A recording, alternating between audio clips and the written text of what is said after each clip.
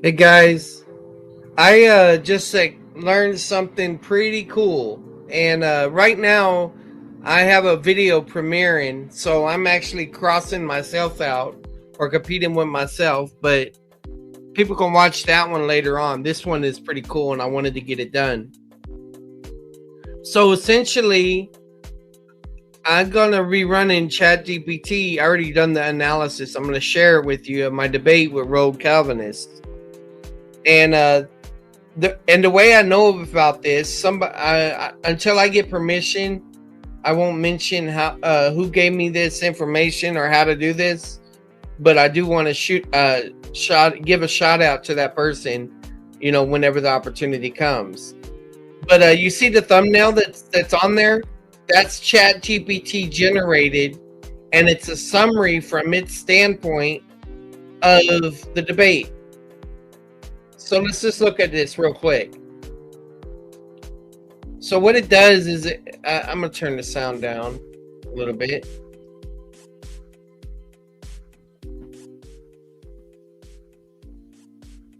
Yeah, right about there. Okay.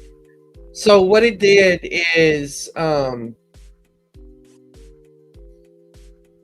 it made some meme stuff after it did its debate analysis, and then it said, "Do you want me to generate a meme for you?" I was like, "Yeah, sure." And anyway, I turned that into a thumbnail.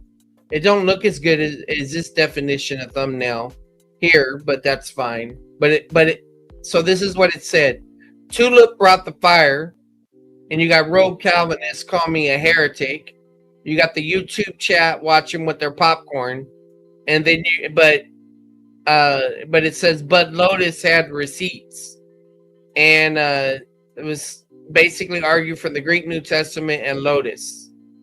So that's how the Chat GPT understood this. Now, of course, the whole principle of garbage in, garbage out affects things, but let's look at this. I was so impressed. The person that showed me this on a different debate, we ran another one of mine, and I wasn't as impressed. But I plan on doing this to all of my debates because I want to be a better debater. So I put the transcript in for the debate. Who won this debate? Be as objective as possible. Okay? So it says, based on a careful reading of the opening statements, rebuttals of some of the early cross-exam, here hopefully means all of it. Here's an objective assessment of who won the debate between Charles Jennings, Free Grace LOTUS, and Rogue Calvinist TULIP. So this is the valuation criteria it assigned. Clarity and presentation. 2, exegetical soundness. 3, engagement with opponents' arguments. 4, internal consistency. And 5, persuasiveness and tone.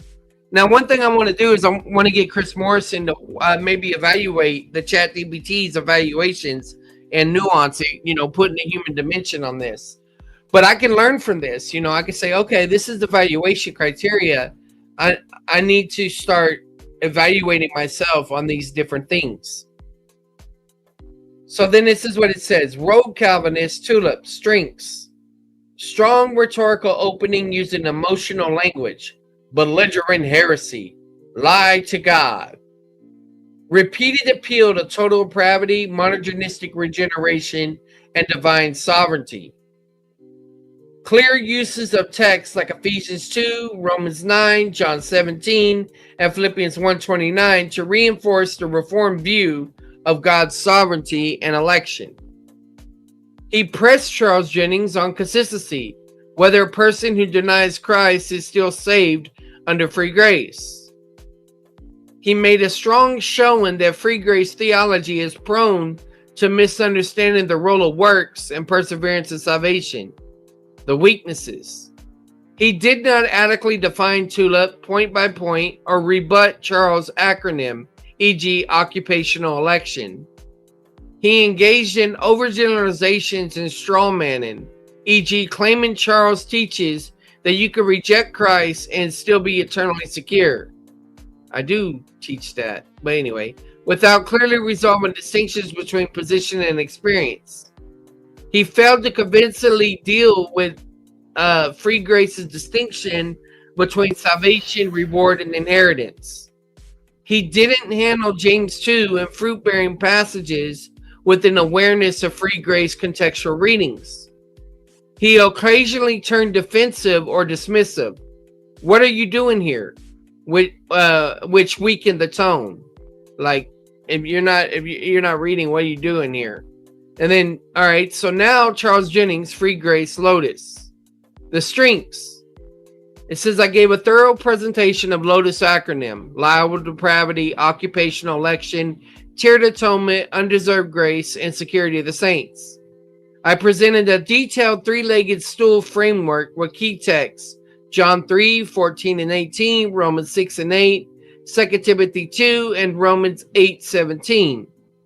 He emphasized biblical exegesis over systematics, attempting to demonstrate that his view accounts for more passages with fewer contradictions. Addressed inheritance versus salvation distinction thoroughly, Romans 8:17, 2 Timothy 2:12. Corrected mischaracterizations, e.g. clarified views on assurance, faith as persuasion, and his earlier statements on certainty, the weaknesses of mine. At times, my rapid-fire delivery may have overwhelmed listeners with too much data, as he even acknowledged.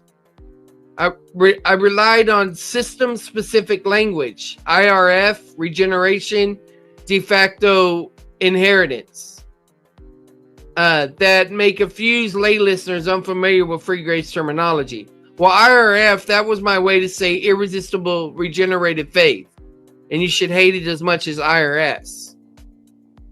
De facto distinction, okay? While passionate, occasionally came off sarcastic, like when I said Picasso's cubism in its worst form, which could undermine credibility for some. The verdict: Charles Jennings, and we're going to go into detail about this. The verdict: Charles Jennings, Free Grace, won on technical grounds. Why? Exegetical advantage. Charles provided more verse-by-verse support for his claims and more often interpreted text in context. James 2, Romans 8:17, 2 Timothy 2. System defense. He articulated his theological framework more clearly and answered critiques better than rogue Calvinists defended TULIP. Philosophical consistency.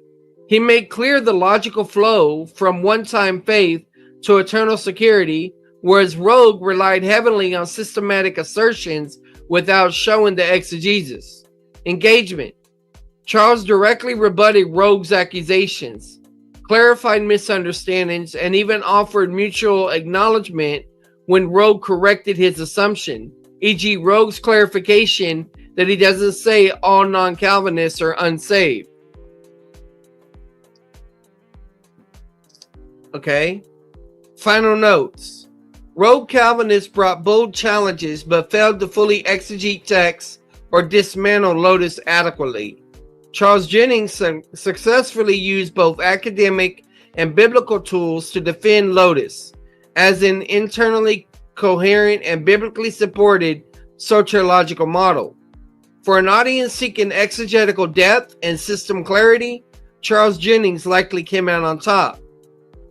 It said, would you like a point-by-point score breakdown or a style critique like rap battle, academic peer review, or YouTube comment style? I said, yes, please. So this is what it put. Great, here's a point-by-point score breakdown followed by a 3-style critique for fun and flavor. Score debate, LOTUS, Free Grace versus TULIP, Calvinism. So you got I'm right here. I need to reduce this so y'all can see it in full. Wow, that's a lot of critiquing, man. Okay, I think it's full screen now. So, criteria. Rogue criteria. So, rogue Calvinists on this side, Charles Jennings, LOTUS here. All right?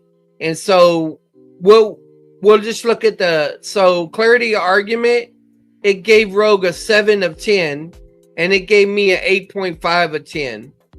And so the winner slightly looks like I would consider would be me. Scriptural exegesis, a 6.5 out of 10. Charles, a 9 of 10. So I came out as winner there. A defense of systematic theology. They gave Rogue a 7 and they gave me an 8.5. Okay. And it still said, that's a slight lead on there. Engagement with opponent's points. They gave him a 7.5 out of a 10 and they gave me 8 out of a 10. Okay. So the slight lead there. On tone and delivery, 7 out of 10 for both of us. It was a tie. Yeah, because we matched each other's energy. Use of philosophical reason, 6.5 out of 10, where they're saying I used 8 out of 10. Response to cross-examination, 7 of 10, 8.5 of 10, Charles. Persuasiveness to a mixed audience, 6.5 of 10 to 8 out of 10.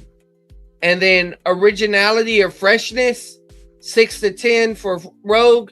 And they gave me a 9 for that. Yeah, that's true. I developed my own stuff. Consistency with previous debates, 7.5 and 8. Slight edge, Charles.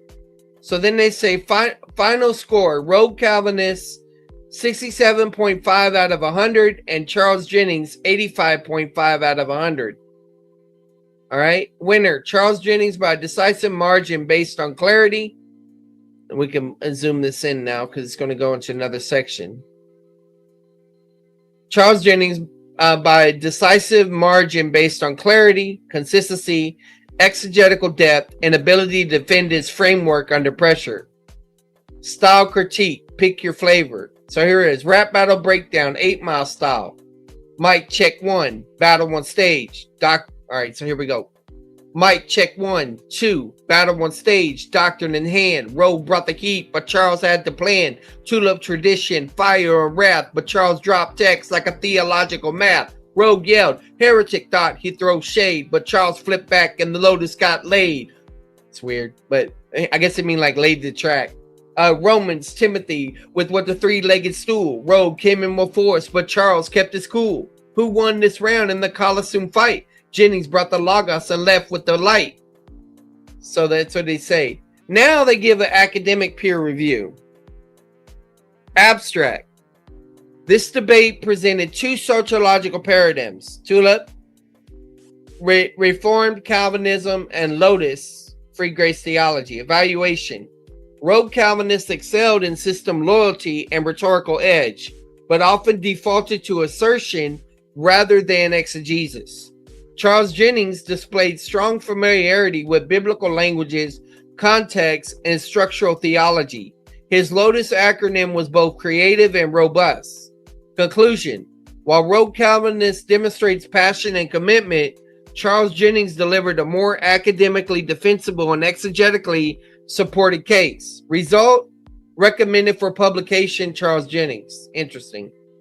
YouTube comment section, Debate Fans Edition.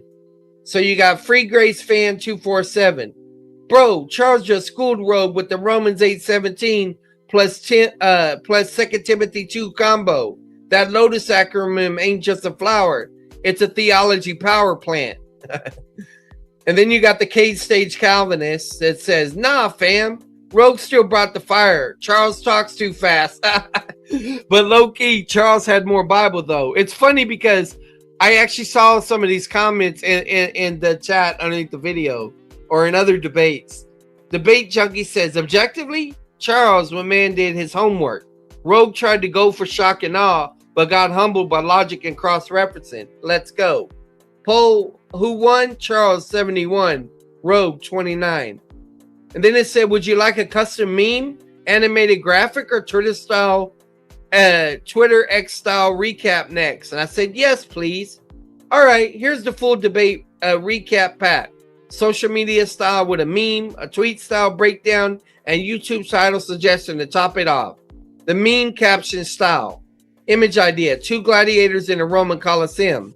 Rogue Calvinists in black armor yelling heretic. Charles Jennings calmly holding a scroll labeled LOTUS, plus Greek New Testament. Crowd labeled YouTube chat with popcorn. The caption, Rogue came swinging with tulip thorns, but Charles planted LOTUS roots in scripture. exegetical flawless victory. Then it said Twitter X style thread recap. Debate title, Lotus versus TULIP. Which soteriology wins? Charles Jennings versus Rogue Calvinist. Rogue opens with fiery emotion, calls free grace semi-Pelagian, not pagan, but he might have said that. Who knows?